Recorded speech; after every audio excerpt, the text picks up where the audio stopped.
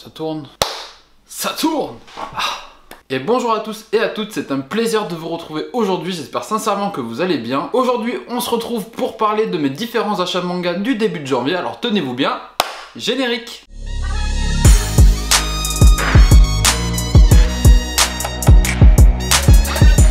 On commence, le premier achat c'est le coffret du tome 1 et 2 collector de Shai. J'ai lu les deux premiers tomes actuellement, donc je vous en parlerai dans la vidéo sur les lectures.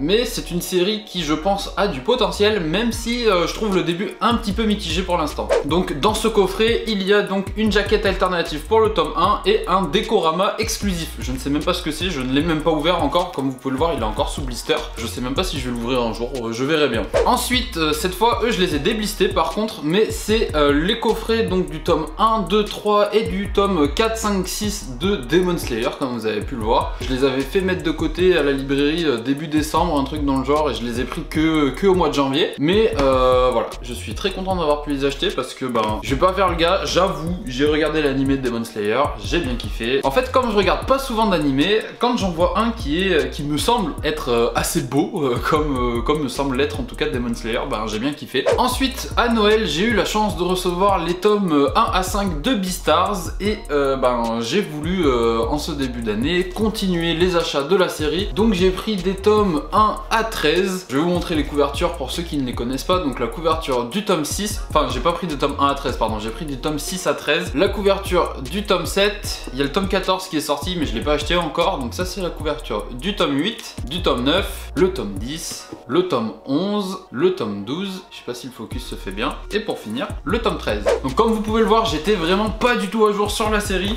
J'avais lu le tome 1 et 2 il y a un moment mais voilà, j'étais vraiment pas du tout à jour. On continue sur les coffrets collector puisque j'ai acheté le coffret du tome 41 de Seven Deadly Sins. Je suis pas à jour sur la série non plus, je suis arrivé au tome 19 seulement, vous pouvez les voir derrière moi. Mais comme c'est une série que j'ai pour projet de terminer un jour, je me suis dit que j'en profite actuellement de pouvoir prendre ce tome là avant qu'il ne soit plus disponible. Dans ce coffret collector on a un mini artbook, on a une carte postale et 7 badges. Donc je sais pas si certains youtubeurs l'ont acheté et l'ont ouvert.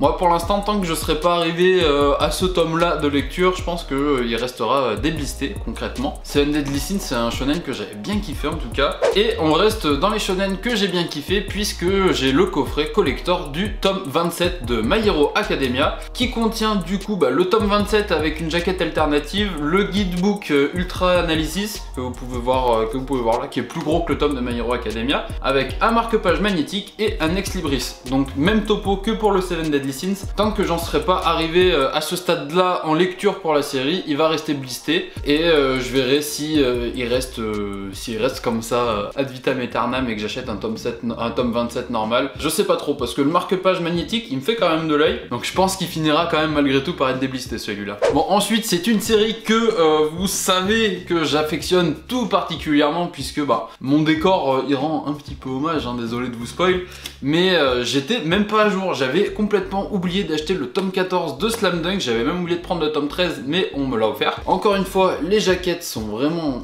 très réussies, elles sont vraiment magnifiques les jaquettes de cette série. Le seul bémol que j'émettrais concernant cette réédition de Slam Dunk, c'est vraiment les tranches qui sont, cette couleur je la trouve affreuse, ce gris et rouge je trouve ça vraiment pas beau, c'est vraiment dommage, mais bon. Ceci dit qu'on s'entende, je suis quand même content qu'il y ait une réédition de ce super manga. Et mes avant-derniers achats donc c'est les tomes 3, 4 et 5 de la réédition de 20th Century Boys. C'est un véritable plaisir de pouvoir les acheter parce que les jaquettes à chaque fois elles sont vraiment magnifiques avec les petites transparences brillantes. La tomaison est vraiment agréable, enfin ce que je veux dire c'est que le nombre de pages fait qu'on est sur un objet quand même qui est beaucoup plus épais et le format fait qu'il est vraiment agréable à prendre en main, c'est vraiment un vrai bonheur. Et puis dans une bibliothèque je trouve que ça claque, je sais pas si ça claque autant que l'ancienne édition double puisqu'il y avait toute une frise avec, mais je les trouve vraiment très réussis, cette réédition là je la trouve vraiment très réussie. Et du coup mes derniers achats de ce début d'année, enfin de ce mois de janvier sont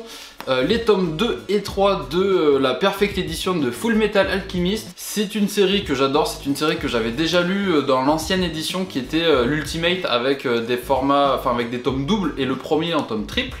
Mais cette Perfect Edition est, comme son nom l'indique, vraiment incroyable.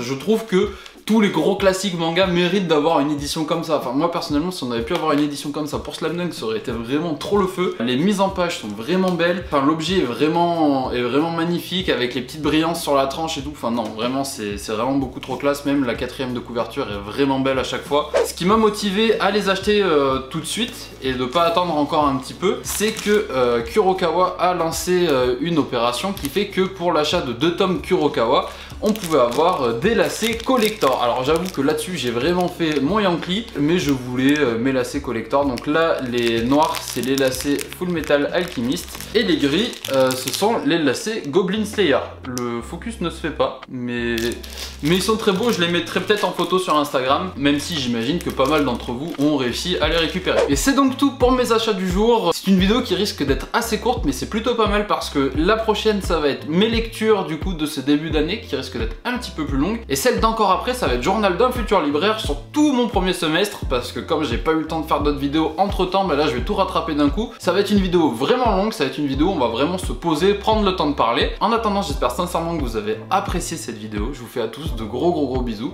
Prenez soin de vous, prenez soin de vos proches. À la prochaine, ciao ciao.